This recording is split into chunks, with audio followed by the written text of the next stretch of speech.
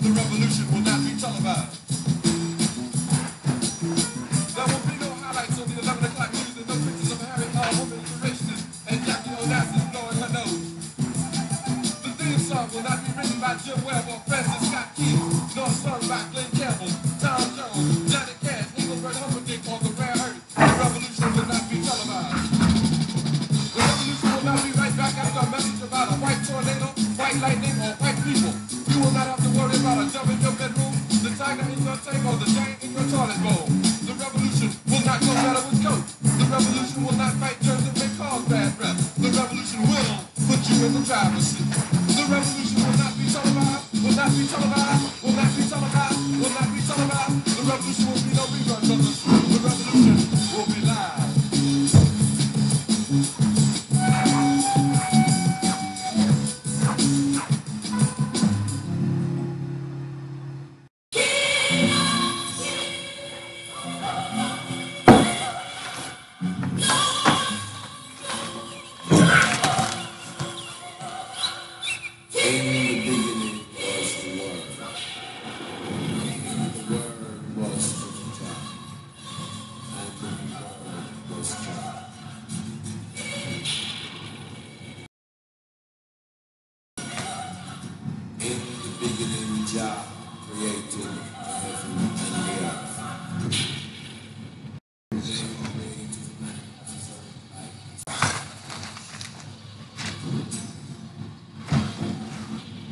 Ooh, yeah, baby.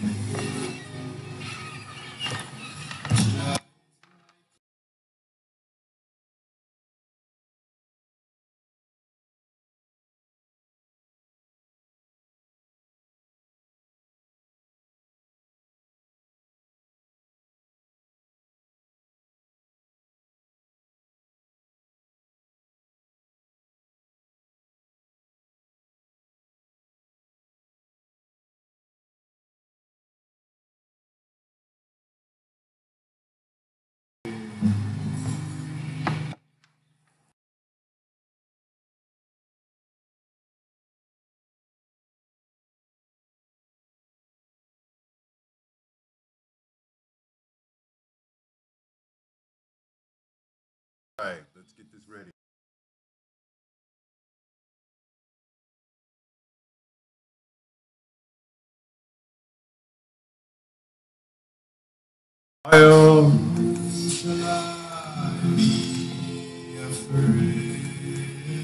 Yes, yes, and yes.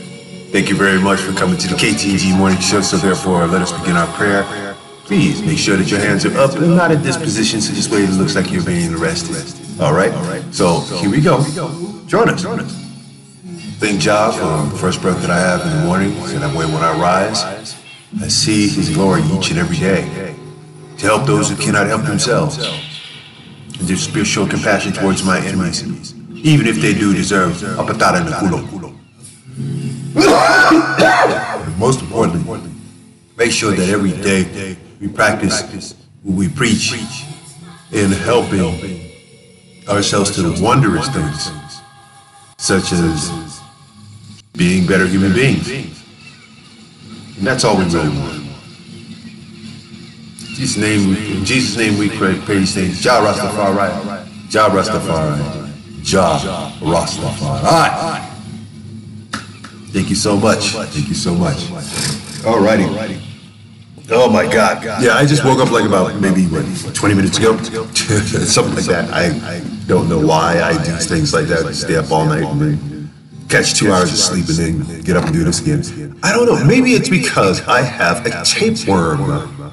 a tapeworm. First of all, I got to do give a South Side of Chicago. It's due.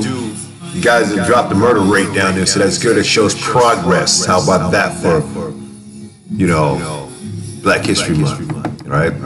But we are here to find out why that diaspora still continues, and how come we're not learning anything about our first, what's happening in the present day.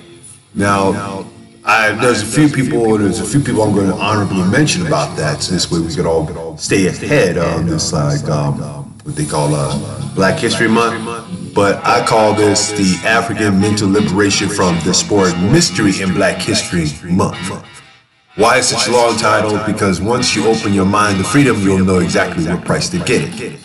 Okay? So if anything, I'm not going to sit here and go over and say, like, you know, stuff that happened in the past. The only time I might decide to go into the past is because it's relevant information for you to understand exactly what happened in our history and what's currently happening, to that way we are making history. Okay? So this way, it's already documented. You can't change it. You can't deny it. You can't refute it. Okay? If we did something that is basically great, you know, why not celebrate that? That's what we should be celebrating, okay? All our great stuff. All the great stuff that's happening in the here and now. So we're going to do that today. Oh, God. Oh, this tea is rank. But there's one thing I do have to say, though. And I want to make sure you people understand that I say this so loosely here. Welcome to the KTNG Morning Show!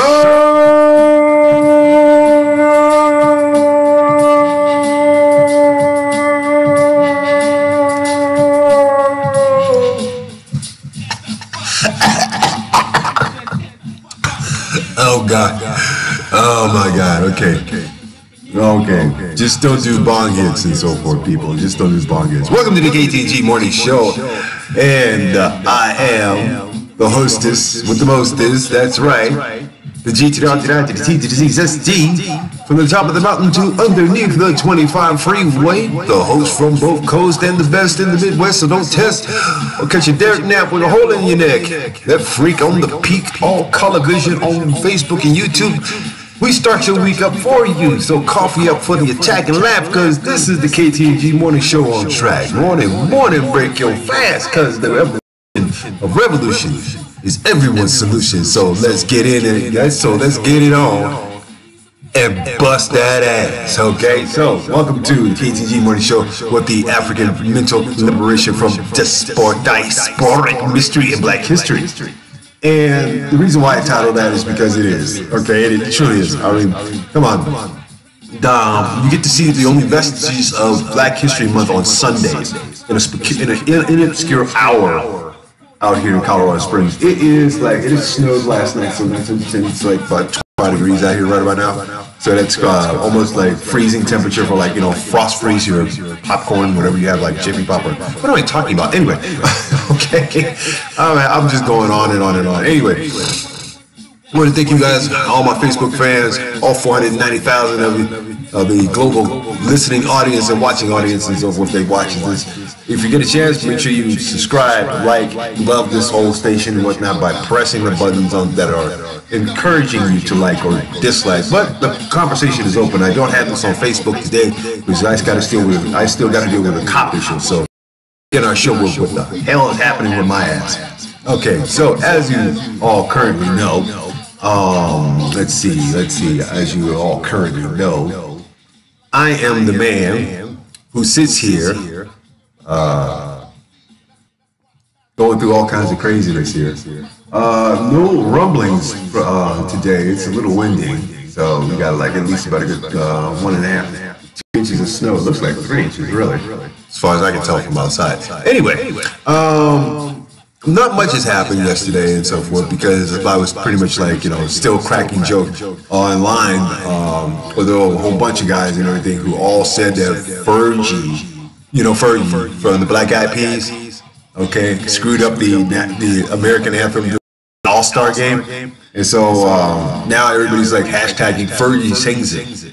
If you really want a song, if you really want somebody to like ruin a song for you and so forth, get Fergie. Because if she messed up the national anthem at the All-Star game, I would have protested right then and there and took a knee.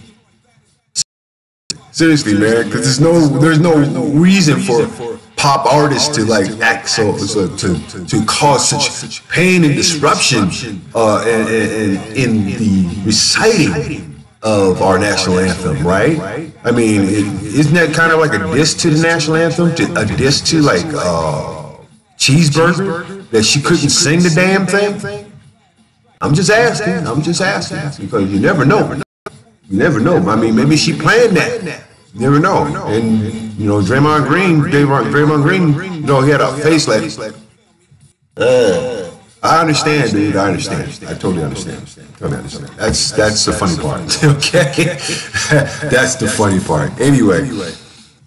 So today I'm going up to the police station and so forth and see if we can get some answers for this counterfeit ring that seems to be going through here in Colorado Springs at most check in the cash places. Now, I'm not saying that it may be happening in your area, but you must make sure you check your bills before you are duped and you can't get your money back because these damn bastards are so slow and ridiculous when it comes to the law. Now, see, I could be dead. And everybody will not be like, everybody will leave me a message like, oh, call this. No. I'm visiting today. Okay? Because they have this weird ass system out here. It's like, you have to call in to the police department to make your complaint, and then they send somebody out to write it down, and then they go back, and then they call you and so forth. Well, we are free from the investigation for and all that crap. I'm like, you know something? That is like a 3-step process to stupidity. So from now on, whenever I hear somebody make a stupid comment, I'm like, look, stupid, back up your Christmas. Let's try this again. All right? All right, because there ain't no free gifts here. Or how about this? Stop, stupid. You know, just tell somebody, stop, stupid. Back up your history and let me tell you what's real, what's in the present. You know, something really, really nice and meaningful and pleasant. Okay? Yeah, I know I got a potty mouth, but, you know, that's me. I mean, I'm double nickels here. I can do what I want. All right? And I say it the way I say it. Okay? And in many cases, sometimes I say what people be thinking. Like, let's take a look into our new Black history that's being made. And then I'm going to ask you guys a question. Do you actually know any of this? Okay? So usually the complaint is that you know, we always have like all these artists and entertainers and you know, weird things that basically say, okay, well, check it out. You know, we're not into say the like the literal parts of say like success, such as reading and writing and you know, and actually being producers of meaningful entertainment. Okay, meaningful entertainment. What is meaningful entertainment? Well, let's see. Black Panther became the only film in Marvel history that grossed over 200 million. And when you have both black and white people going to the same damn movie, you see where the black consumption is, right? Black consumers like going to see, you know, themselves. You know, we identified with it. Everybody was identified with it and so forth, especially if you're black, okay? Really. Do you identify with it and say it was like a great story and it gives you hope that, you know, evolve into, you know, we can have our works evolve from that point on. So even though Marvel, you know, basically just like, you know, for all of us who are, you know, militant here, even though Marvel put this together, this is all Stan Lee. And of course, Stan Lee had to have his cameo. Stan Lee gets a cameo in all of his films. But here it is. You got white people telling black myth to substitute black history. So this is all we get for the month of February, right?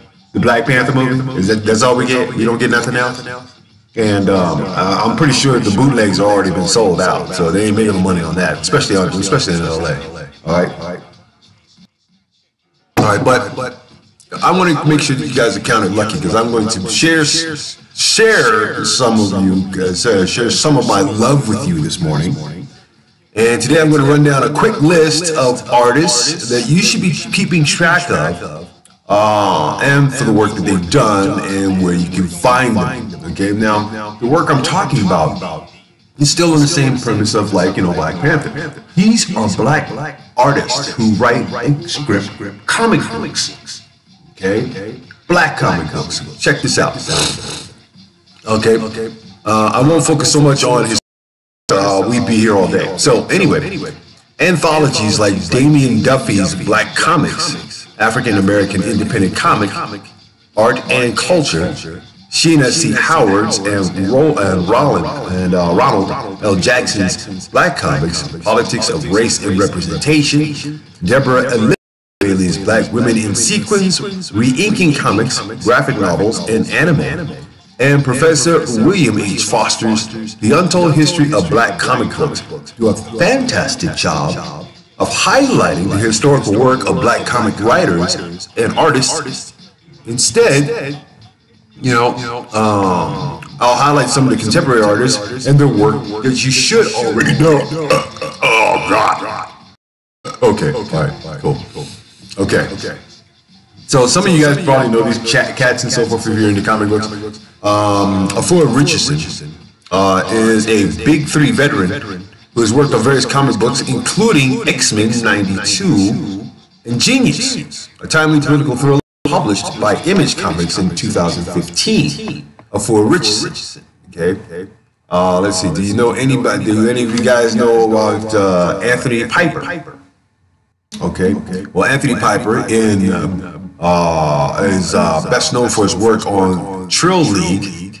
His cover for Terminus Media Route 3 and number 3 won a Glyph Award at the East Coast Black Age of Comics Convention in 2014. Okay. Let's see. Ashley A. Woods got her start with webcomic Millennial War, which unfortunately seemed to have disappeared from the internet. Now she's the artist on one of many favorite comics at the moment. Naomi, She Is Life. Okay?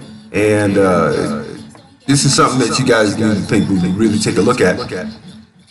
Brian Stelfreeze provided covers for DC Comics Batman, Shadow of the Bat, as well as pencil work and inks on hundreds of other titles, including Boom Studios' Dayman, which is a must-read. He's also working on Marvel's new Black Panther title, which is being written by some guy named Ta-Nehisi Coates. That's interesting. Very interesting. What about Micheline Hess? Not related to Elliot Ness. Okay, Micheline Hess is an artist and designer who is the talent behind Rosarium's All Ages title, Malice in Ovenline. Okay, and here's pretty much like, you know, one of the things that I loved about Marvel is that they always have a synergy for teaming people up. So therefore, Sanford Green has done a lot of work for Marvel, most recently on the new Power Man and Iron Fist title that's set for release. Or has been released, or has been done released already. So that's already out there. So you guys should take a look at the front covers of those, and you can see the actual, you know, you can see the man's actual work here. Kari Randolph is also an artist, an animator, who has worked on several TV shows including Spider-Man, Teenage Mutant Ninja Turtles, and Boondocks. He's known in comics for his work on Image's Tech Jacket, and most recently DC's We Are Robin. Okay, and let's see, Mildred Lewis, that's a very popular name, is the artist and creator of Agents of the Realm, a webcomic centering on the adventures of college-aged heroines, and it fits stylistically in the magical girl genre, you know, like Harry Potter, that sort of thing. Okay, now is also an artist and creator of MFK, a teen fantasy adventure webcomic. MFK won the Dwayne McDuffie Award for Diversity in 2015. Let's see. John Jennings is an artist with work in several books, including APB's Artist Against Police Brutality. He is also the creator behind Rosarium Press's Blue Hand Mojo. Okay. And let's see. Also, Chuck Collins, the former bouncer and creator of the action comedy webcomic Bounce. Okay, so there you have it. This isn't every black comic book artist worth mentioning. It's not even close to it. But it is my hope that this will be a good primer for most of you guys out there, for your first steps into the world of black comic artists. I mean, if you're looking for more, check out Black Comic Month and the Burled Girl, 2 curators of black comics content across the web. And for those of you who stand for story, never fear, I dig great writers too, and I have a list of those coming as well. But for the most part, this is about innovators. These are people who are in the now, in the know, who are actually making history, even as we speak, without the confines of lack of access, lack of education, lack of whatever it may be, okay? I have to give it to Snoop Dogg for providing the first hip-hop all-star basketball game, okay? Where's an honorable mention? What about the chick that's in New York who happens to be the first black comic book store owner in the country? Ariel. Okay. Oh, she got a pops last night though on TV. That's good. So we should never be limited to our circumstances. As a matter of fact, we should become our own circumstances. For the simple reason, because if we make things happen, at least we understand our repercussions. And our, just as well as our rewards in them. So be the circumstance. Don't be in the circumstance. Be the circumstance. Because people who basically find themselves in a circumstance find themselves drama queens. Okay, that's the #1 issue with you motherfuckers. Okay, just a bunch of damn drama queens. You need a lot of freaking attention, and most importantly, you don't know how to think for yourself. Come on.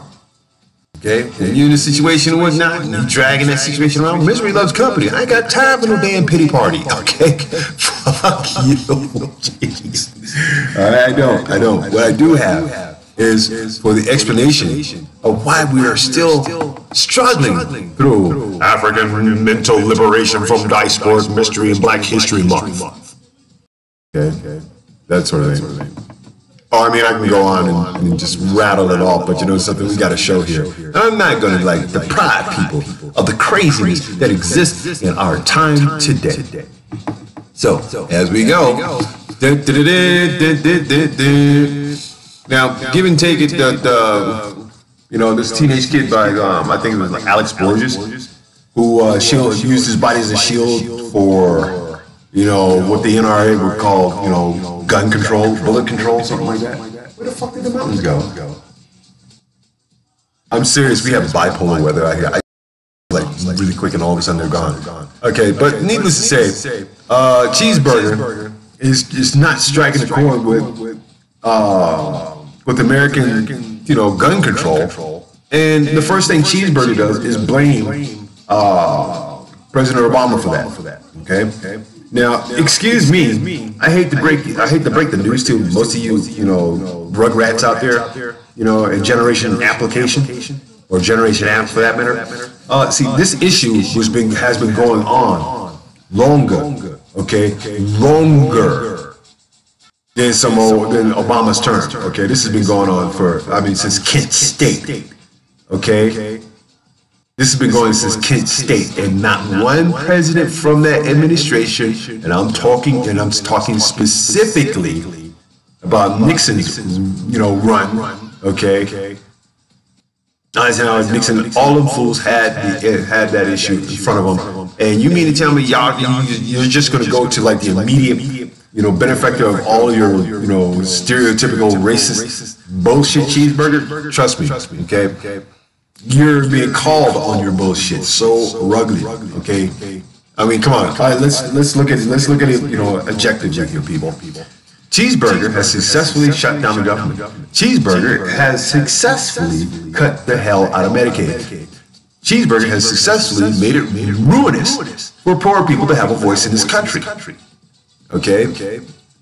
And Cheeseburger has definitely made sure that the minimum wage will always be minimal, especially when everything else is at an inflationary cost, such as rent, food, and your electric bills. Washington Post, outside the White House, teens demonstrate for gun control after school shooting. Why is this so relevant? Because you have a whole bunch of white people involved, right? You know, come on, look at the population in the damn school. You got 2% black, but 2 blacks in the damn school. Okay, all right. But as the story goes here, about 9 hours ago, 17 high school students lay down for 3 minutes in front of the White House on Monday to represent the lives lost during the shooting at Florida's Marjorie Stoneman Douglas High School and the amount of time it takes to buy a gun. They were joined by several hundred protesters who demanded that lawmakers act to end gun violence during the emotional demonstration on President's Day. The only time you should be celebrating presidents is when you burn your actual money. Okay. That's right. Burn the freaking money. If you want to really be a revolutionary, walk into a bank, open the safe, and tell them to close it tell them to close it, so that way you can go in there and burn American money. That's all. Let's see. The DC protest echoed the orchestrated, DC protests echoed those orchestrated in Parkland, Florida, and beyond by teenagers who are powerful advocates for stronger gun control following one of the worst mass shootings at a school in U.S. history. Now, keep in mind, people, the guy who did this is not a terrorist. Okay? This could be the breaking point, said Whitney, born 16 and organizer of the D.C. protests. We're still just 16, but at least we're old enough to have our voices be heard. Okay? Now, I'm sitting up here thinking to myself, okay, if Black Lives Matter and all lives matter, you guys are making hashtags famous over everything else and whatnot, but I'm sitting here looking at this, and I'm thinking to myself, okay, first and foremost, all right, the NRA, which happens to be the biggest backer of Congress, the politicians, the people they lobby, they are big business. They are a big government business. They are supporters of the Second Amendment, which has been a hurdle for every politician and every president that has ever existed in that position. Okay? So the real fight is not with the government. The real fight is with the NRA. Okay? Now, I give you an E for effort, but if you're going to protest anything, go to the NRA offices. Burn them, shut them down wherever they may exist. Okay? If you really want to get Cheeseburger's face, go into these organizations and whatnot and protest in front of them. Get them to change their minds about gun laws, and you will see change. You cannot go directly to, say, like the people who are sitting, who have their lives cushioned, cushioned by the NRA. Find a list of the supporters, the lobbyists, even the senators who have been supported by the NRA. And then question them. Is it right for you guys to sit up and get money from the NRA while, you guys are basically all in the extermination business?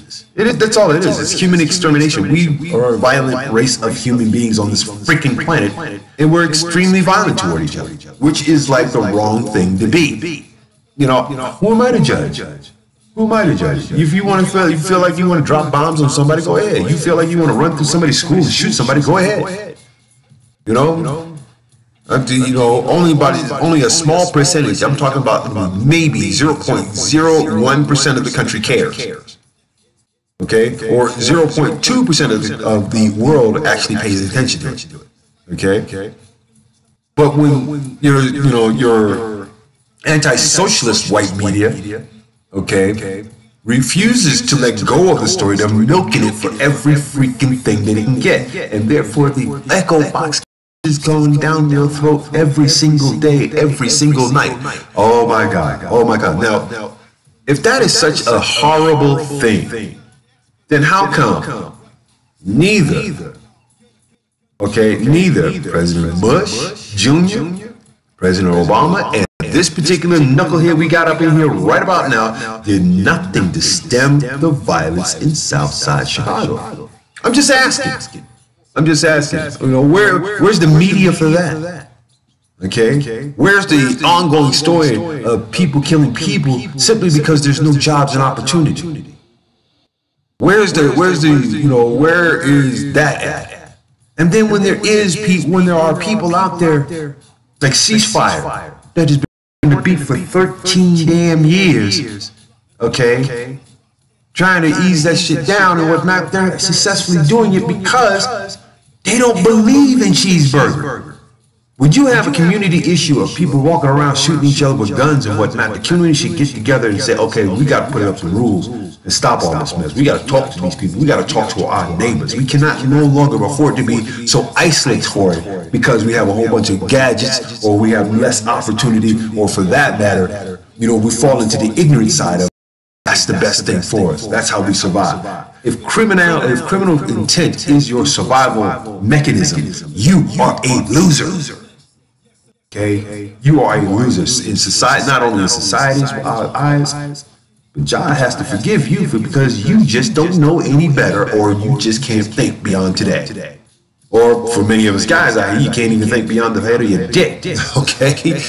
Okay, and that's what kills me. That's what's killing this whole freaking movement. All right, so. You know, and I kind of laugh at the stereotypical things that happen out here, because I see them as, you know, I see them as gilded fences of stupidity that just drive me nuts. Okay, I mean, come on, people, come on, guys, come on. We sit up when we are innovators. As a race of human beings, we are innovators. We made everything before. You know, our stepchild decided to get ignorant and, you know, say, oh, you didn't do anything. But we're going to write it down for you because it's from mouth to hand, from generation to generation, you know, hand to mouth, or, you know, as it was told from the ancestors, all right? I know the ancestors sitting up here laughing at us because we refuse to acknowledge our stepchildren are part of us as well. So everybody is one. Okay, it's man, you know, Peter Tosh once said, if you're from, you know, Palestine, you're an African. If you're from Europe, you're an African. If you're America, you're an African. If you're from Iceland, you're an African. You all have it all, baby. We're all up in you. That's right, I'm all up in you. And I didn't even have to use a prophylactic. Anyway, see what other crazy stuff that's going on here in the world. No, I'm not going to let Fergie sing it. Don't let Fergie sing it. Don't let Fergie sing it. Don't let Fergie sing it. She's a lousy cow. And without auto-tune. Oh, God. Anyway. Let's see. Okay. Now, of course, need to say, you know, I'm going to dig in the cheeseburger's ass today because obviously, this not only affects, like, you know, senior citizens, but people who basically have come to know that this is the only way that they can actually keep food on the damn table. And in many cases, you have about a good portion of people out there, a lot of portion of people out there, that goes beyond, say, like the austeric look of welfare, which is black and brown poor people. Well, don't you know there are 3 times as many poor white people on welfare? You know there's 4 times as many poor white people that have kids in the foster care system?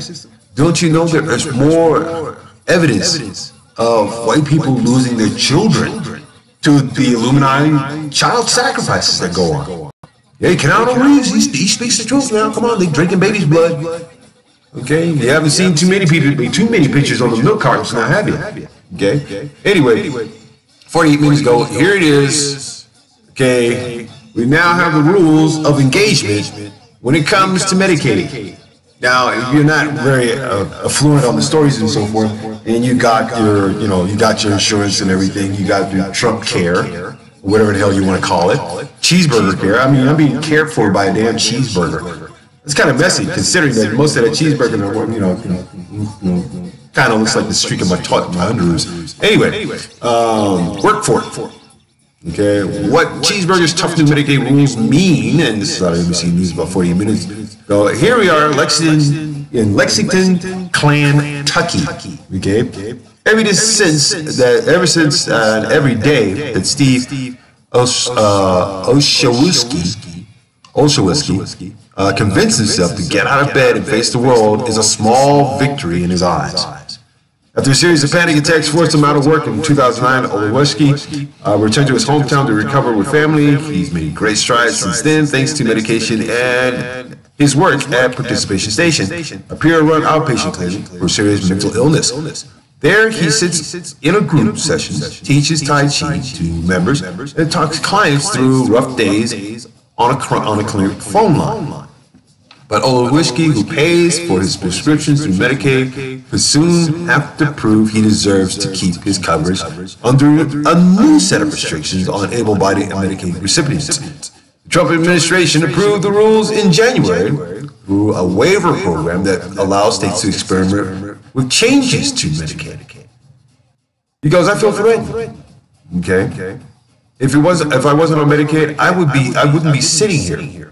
Under the new system, under this new system called Kentucky Health, non-elderly adult Medicaid recipients will have to hold a job or perform 80 hours a month of community engagement activities like classes and volunteering, monthly premium of $1 to $15 to earn their vision and dental treatments through a rewards program, and go through the enrollment process again every year. Those who fail to meet the requirements can lose their coverage or face additional copays.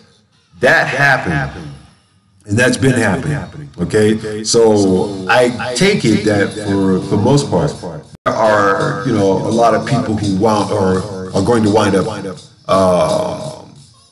very pissed off. Okay, so that means we got to get out there and got to go to work now. You got to work for it now. Yeah, you got to work for it. Okay. Now here's my question. Okay, if people got to work for it and they got mental illnesses and so forth, then guess what? You're really going to have a hard time getting those people up to work. All right. Okay, these are your reality escape artists. Okay, these are the people who live up underneath the bridges. These are the people who are in your workplace right about now, who are, for that matter, ticking time bombs. Remember, San Bernardino, people they hired, didn't show any kind of mental illness, but they became radicalized and started shooting up everybody in the post office. Going postal. Yeah, that's what we call it. Going postal. Yeah. Postal. So the changes in Medicaid are becoming a national flashpoint as political parties diverge on health care, with Democrats increasingly treating government-backed health care as a fundamental right for all Americans, and Republicans arguing it should be earned through work or limited to the most vulnerable citizens. So this is how they're cutting Medicaid. Okay, they're going to list you as indigent or indignant, which means you're going to be quite capable of going to work. Oh yeah. But see, that's the only problem. What people don't realize is that it is a 9-month program. So you have 9 months to make as much money as possible before they determine if you're going to be able or stable enough to hold down a job for more years. And if you have to keep going over and doing this over and over and over to re-register for the stupid-ass program, guess what, people? Guess what? You wind up becoming sheeple because it is the only part of the bread which you're fighting for.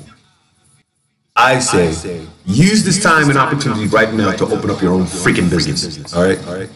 Stay out of the rat race and create your own freaking business. All right?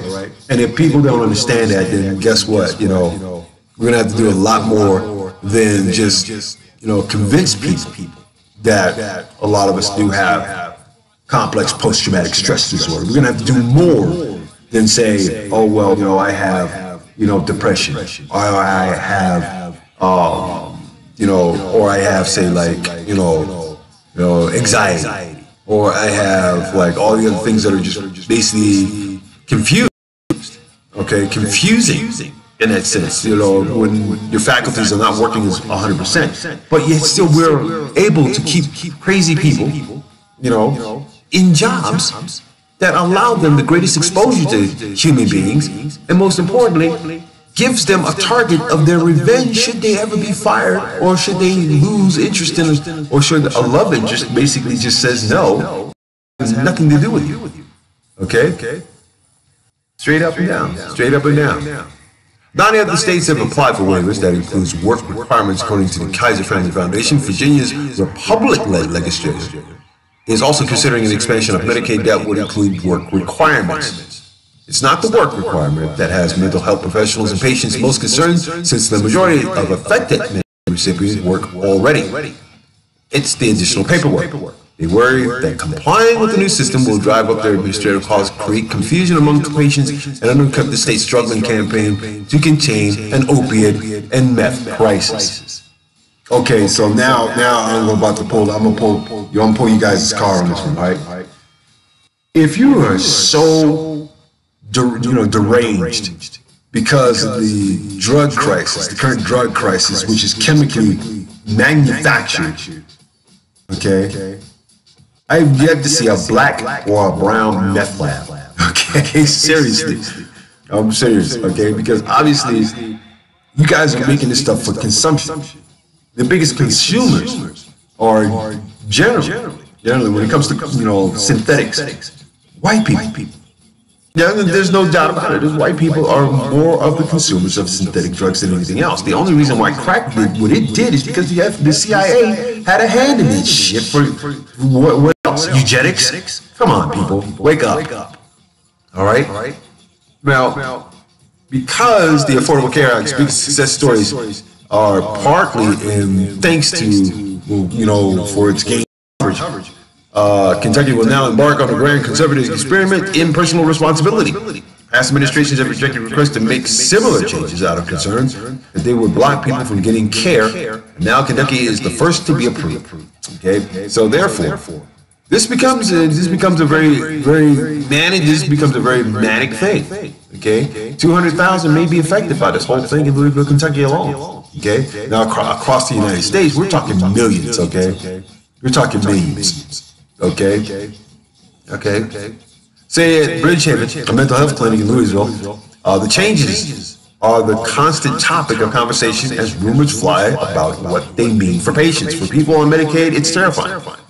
Tara Bassett, a marketing and clinical referral specialist at Bridgehaven, said at a weekly public luncheon where clients testify about their experience, we deal every single day with members who are living in fear of having their services taken away from them. Well, it's happened.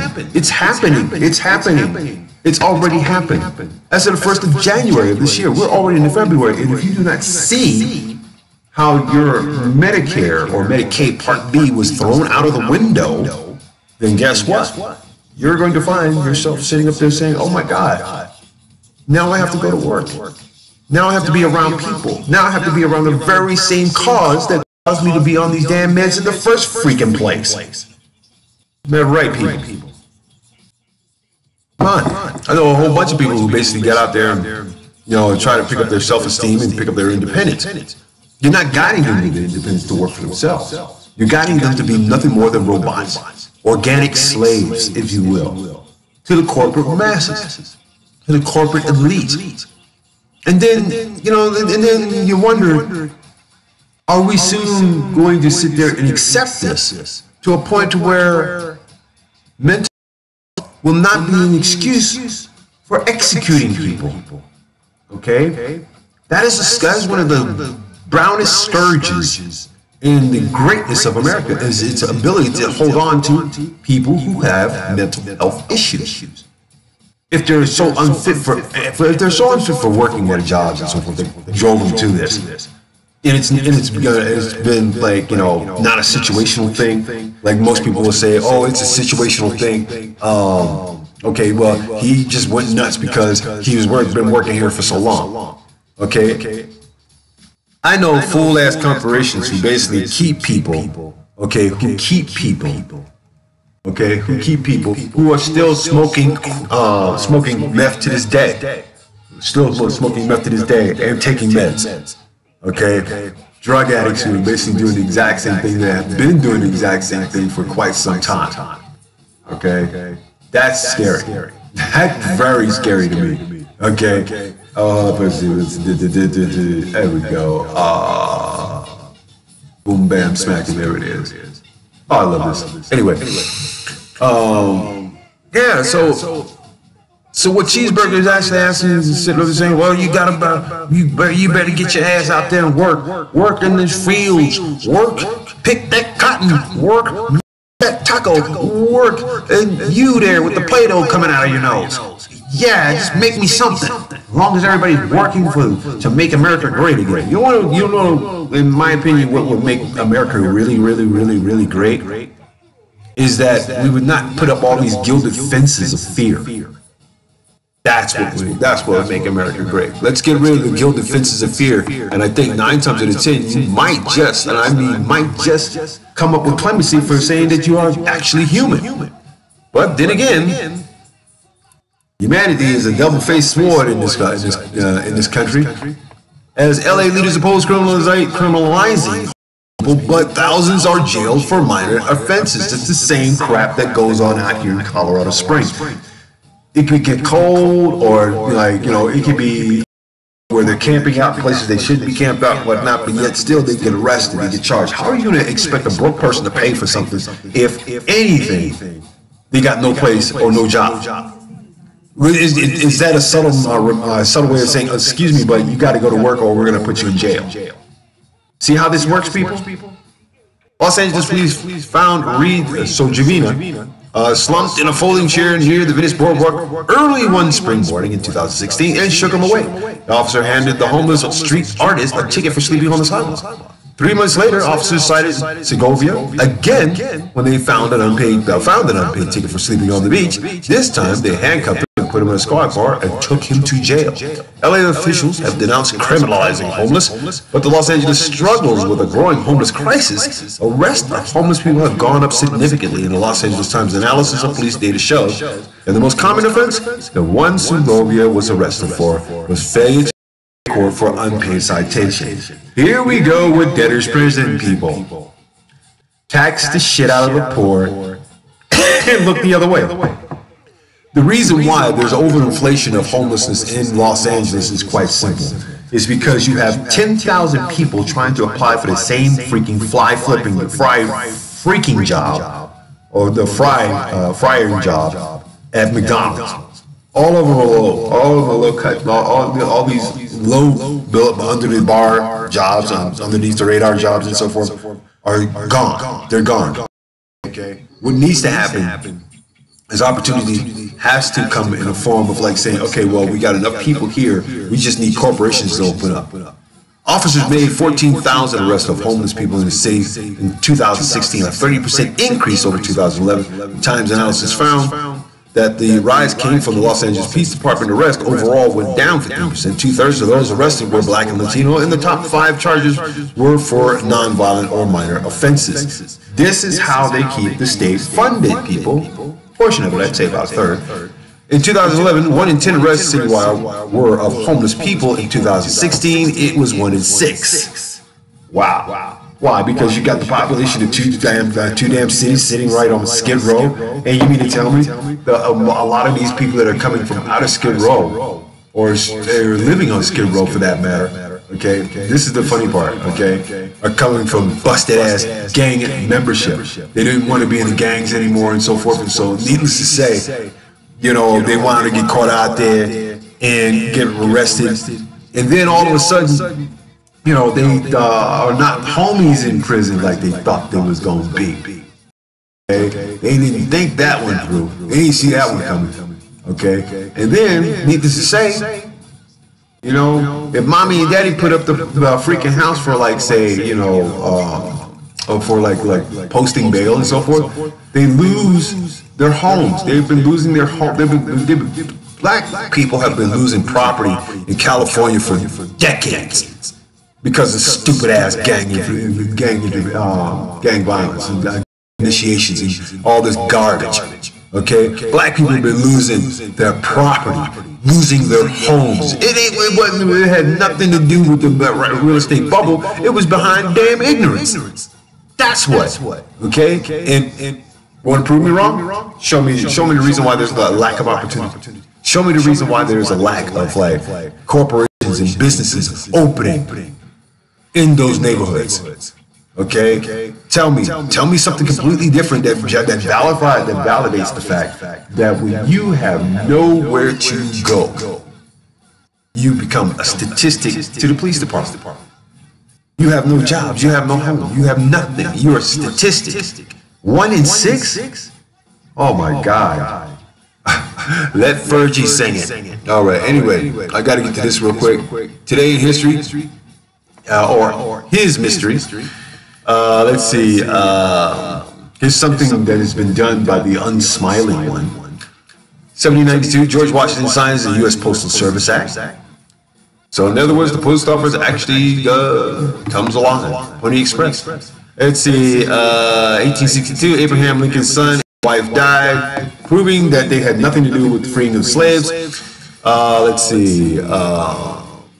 That's garbage. Okay, that's garbage. Let's see. 1944 week bombing commences against Nazi Germany. Let's see. 1947, Lord of Mountbatten appointed as the last viceroy of India. Okay, so therefore that was pretty much the end of that. John Glenn becomes the first American to orbit the Earth in 1962. Let's see. And let's see. Oh, I guess that's pretty much it. 2016, Fiji's most powerful cyclone kills 29. Wow. And in Black Mystery, and as we would call the African Mental Liberation from Diasporic Mystery in Black History Month, we also find ourselves saying that this is the KTG morning show. And for all of us who are basically just doing what we do, we are out here every single day picking up the scoop from the streets, the scoop from off the internet, the scoop from news, from various sources. Like, check this out. You got this one. It's called Workers' World. Ooh. Talks about DACA and how the cheeseburger administration has basically simply dropped the ball on this, and they're going to pass it on to the next administration. Now, needless to say, if that administration becomes cheeseburgers administration again, America has a serious issue. It does. It has a serious issue. Never in the history of any presidency has somebody basically just screwed up as much as this jackass has done. And you guys are still thinking that, hey, maybe the ship will be all right. It's not how you run the race. It's how to it's not how you start. It's how you finish. Okay, this guy's finished. This guy was finished in 1984, and y'all didn't see that coming. I mean, come on. You really didn't see that coming. Really? Y'all didn't see that coming. That's kind of eerie. Okay. But now that he's in there, you dumbass rednecks are sitting up there saying, he speaks what we think about in our bars. Yeah. There are people out there about ready to take our jobs. And all that crap. I'm like, you gotta be kidding me. You gotta be kidding me. It's just I don't know, I guess rotten shame. Anyway. Let's stick around and see what else we can find out as how center we have placed racism in the foundation of this country. That's a great country that's supposed to be greater. Okay. Out there about 1,084 nuclear test champions. We're that great. Nice. Really good. Really good. Yeah. Shows that we've got we have the genius of the future, but the mentality of Neanderthals. Okay, and the characteristics of what we think. We have the characteristics of our illusions. So, as far as humanity is concerned on that end, you guys are getting the big Bozak on that. Okay, if we don't change what we do here, if we don't change the scope and the ramifications of the things that we do to each other, we are going to lose in the final outcome of this whole stuff, which is when your life is done, what have you done? And you will be judged accordingly. For example, Venezuela's president tells a cheeseburger to stop interfering and hold dialogue. Oh boy. Now everybody and their mama knows that Venezuela is having a financial issue. They might come up with their own cryptocurrency to balance that off because they have a great suppository of oil, gold, and everything else. As per the Venezuelan people that I do chat with, they don't want the United States there to take away their riches. They don't want the United States there, period. Anybody from the United States who winds up showing up somewhere in South America they're victims. Okay, they become categorical victims. I mean, come on. Remember in the days in the game shows when you could actually win a trip to Rio de Janeiro? Now they don't do that no more. As a matter of fact, more game shows have stopped sending people into foreign lands. Okay, like well, Wheel of Fortune. You know, they try, but they send you into, like, you know, very heavily U.S. maintained properties to do that.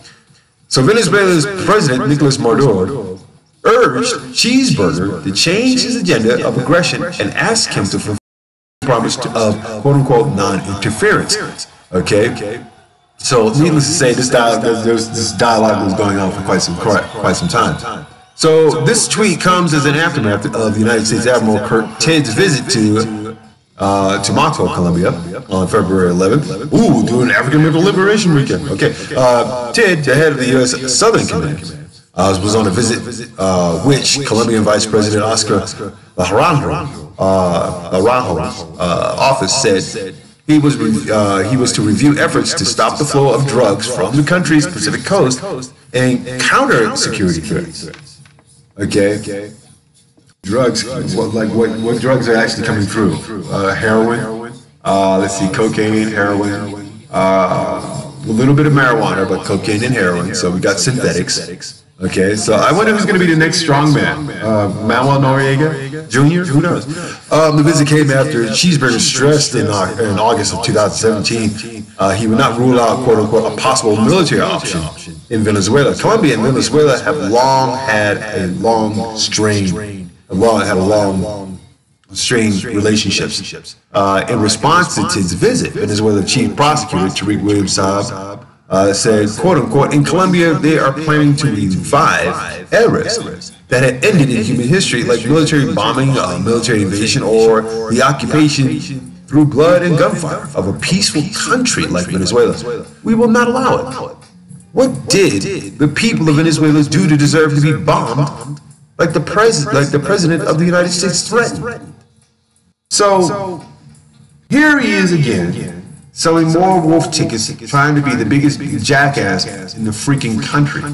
Okay, this warmonger, who's a whoremonger, has now become the strangler of freedom and justice around this world.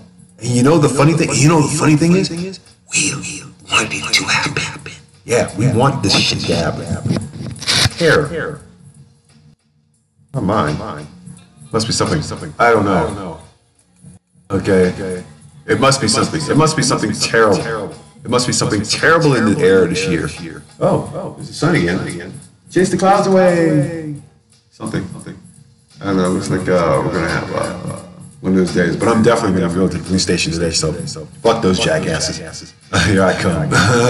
I want justice. All right. Not in the stolen land. Anyway, however, some experts believe the military visit to Colombia was merely part of a long-standing relationship between the countries. So therefore, Mr. Tidd, whatever the hell you're doing, and so forth, the situation in Venezuela is quite dire, considering that they have restrictions on imports and exports of its oil and oil products, which would lead to an increase in financial pressure on the country, since it's already facing shortages of food and medicine. So guess what? We're looking at somebody who basically is going to, like, you know, pretty much like do whatever it takes. And with corporate industry. Oh wow! News Network just invited me. Ooh. Obviously, I'm doing something right. Lovely. Yes, we are doing all kinds of nice things here. Definitely nice things.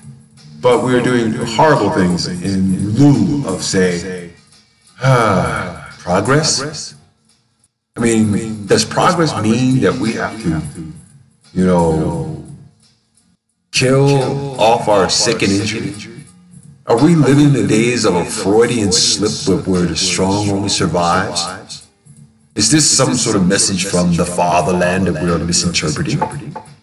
Okay, especially when the motherland Africa is being raped left and freaking right. I tell you. How about that for Black History? Can we name all of the corporations that are raping Africa? I might do that tomorrow, just for the sheer hell of it. And I ask people to join the conversation. It's real simple. All you have to do is get to ktng860am.org or jump on YouTube. We're streaming live on YouTube every single day. And on Facebook, whenever I can find time to pay the phone bill. Okay? Simple as that. Okay? Oh, this is going to be great. 6. Yeah, I might just do pancakes this morning. Something of that nature. I don't know. Anyway, we are basically out of time. And I do want to say thank you guys for going through some of the news that we basically go through. But it is crazy. Okay. Yes. Everybody's like now laughing at the fact. Everybody's like laughing at the fact that the Black Eyed Peas is recording history has been cinematic. It's been a cinematic failure. That Fergie needed. I'd say Fergie needed auto-tune to basically make her sound like she can actually sing. And that was one of the products that still exists to this day, because most of the damn rap artists that you got out here use auto-tune or some kind of crazy crap to offset, to make their voices sound distinct. But they can't use their voice. I mean, if you're an MC, use your natural voice. If not, you're a plastic hoe to me. For real. You're not even real to me. You're not even real. Okay. So, Jamie Manton, good morning. Quesel Isla, good morning. Walter Jenkins, good morning. Glenn Company, y'all get my early good mornings this morning because you guys responded to what was going on here as usual. All right. And also Marilyn Reyes, good morning. Priscilla Lozano, good morning. Earth Say Love, good morning. Okay. Crazy woman. Anyway, let's see. Brenda Ika Perkins, good morning. Love you. Leonardo Torres, good morning. Danny White, good morning. Rodney Allen Rippey, good morning. Soul Sonic Beats, good morning. Sean Griff, good morning. Funny lady out of Ohio. Joe Burrow, good morning. Ben Cosmo D. Cynic, good morning. And last but not least, Gabe Rosales, good morning. Juan Garcia, good morning.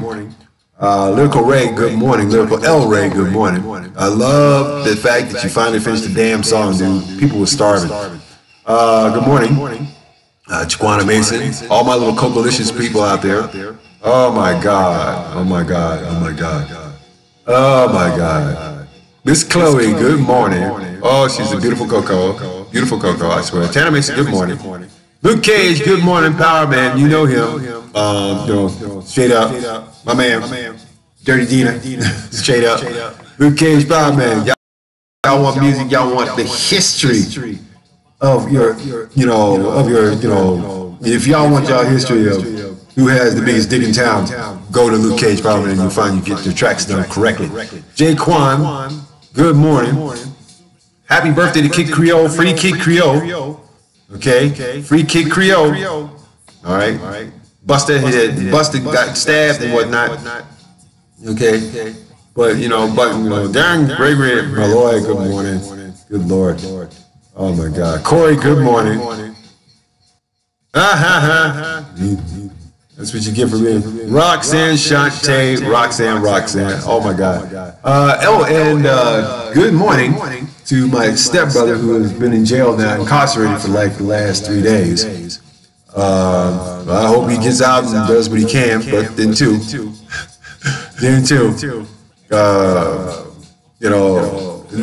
acting like, whatever. We'll get you hooked up. Anyway, Emily Lee, good morning. Paul Nagalka, good morning.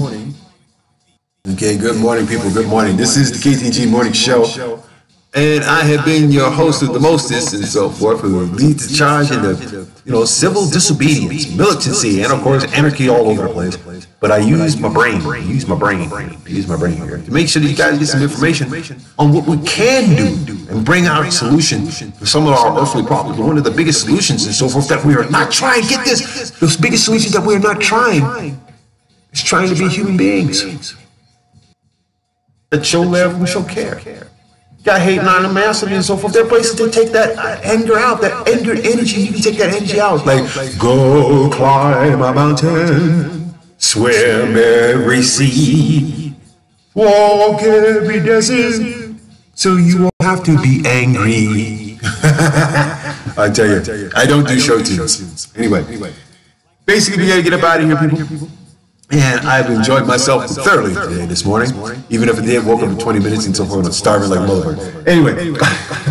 Oh yeah, Paul Martin, good morning. Jennifer Reed Love, good morning.